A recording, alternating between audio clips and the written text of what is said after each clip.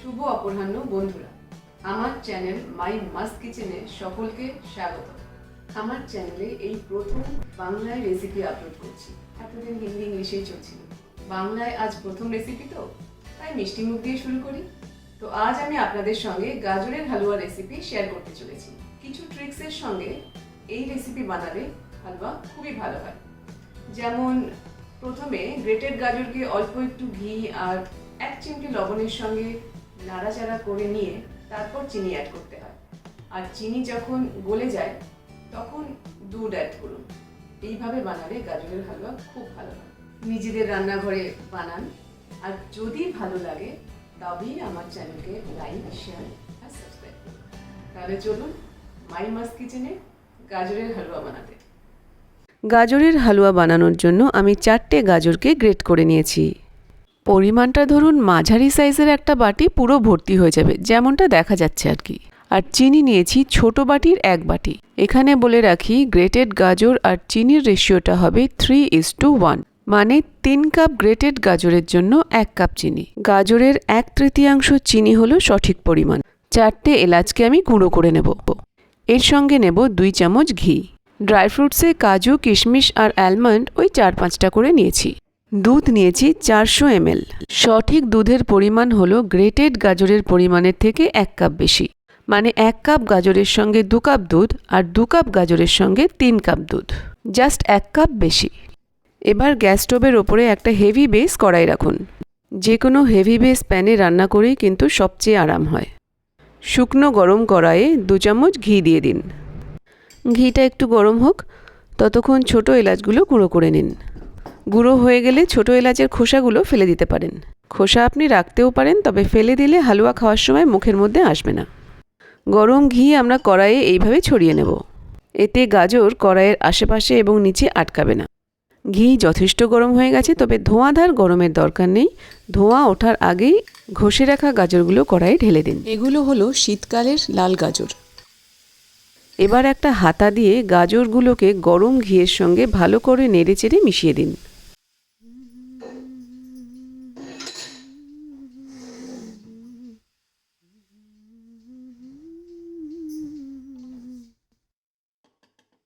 নাড়াচাড়া করে 1 চিমটি লবণ দিয়ে দিন। এতে কি হবে, গাজর নিজের রস ছাড়বে, আর ওই রসেই 50% রান্না হয়ে যাবে। লবণটা আবার নেড়েচেড়ে ভালো করে মিশিয়ে দিতে হবে।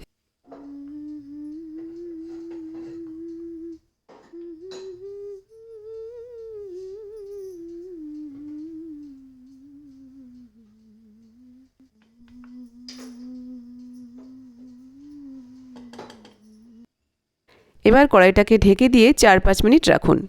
কড়াই চড়ানো থেকে এখন পর্যন্ত ফ্লেম মিডিয়ামেই রাখুন। কড়াইটা গ্যাসে বসিয়ে দিয়ে ড্রাই ফ্রুটসগুলোকে টুকরো টুকরো করে কেটে নিন। অ্যালমন্ডসকে লম্বা লম্বা করে, আর কাজু কিশমিশগুলোকে মধ্যেখান থেকে কেটে নিন।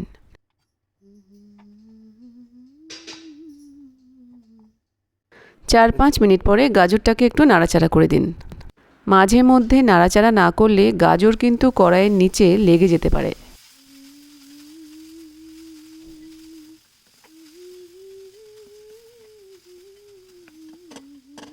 ভালো করে নাড়াচাড়া করে আবার 2-3 মিনিটের জন্য ঢাকনাটা লাগিয়ে দিন। 3 মিনিট পরে ঢাকনা সরিয়ে আবার ভালো করে নেড়ে দিন।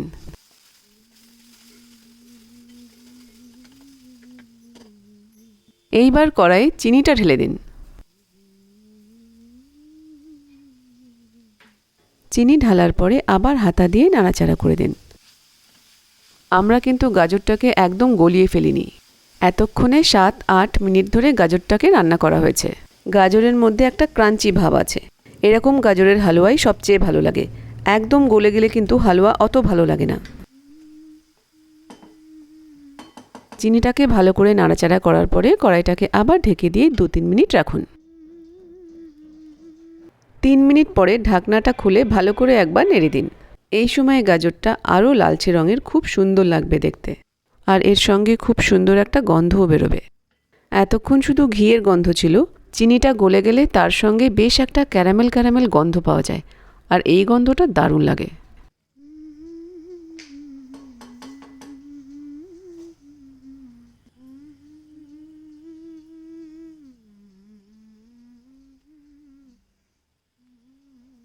এইবার কড়াইয়ে দুধ অ্যাড করে দিন।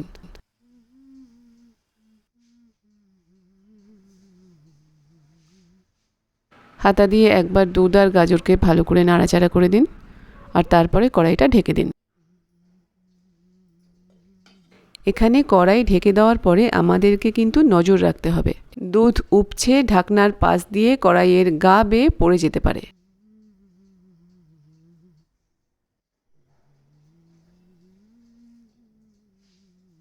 এই দেখুন, দুধটা যখন এইভাবে ফুটে উঠবে তখন কড়াইয়ের ঢাকনাটা খুলে দিতে হবে।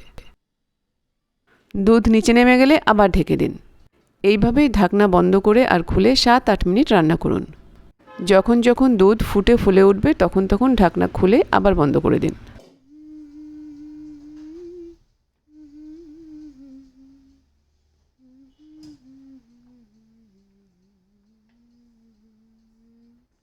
এই দেখুন, গাজর সুন্দরভাবে রান্না হয়ে গেছে। এবার আমরা আর কড়াই ঢেকে রান্না করব না, তাতে গাজর গলে যেতে পারে। ফ্লেম একদম হাই করে দিন আর মিনিট 6 ঢাকনা খুলেই হালুয়াটা রান্না করুন।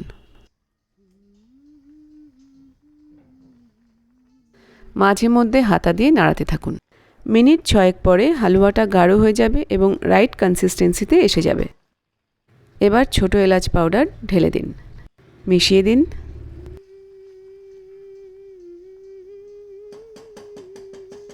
এরপর টুকরো করে কেটে রাখা ড্রাই ফ্রুটসগুলো ঢেলে দিন।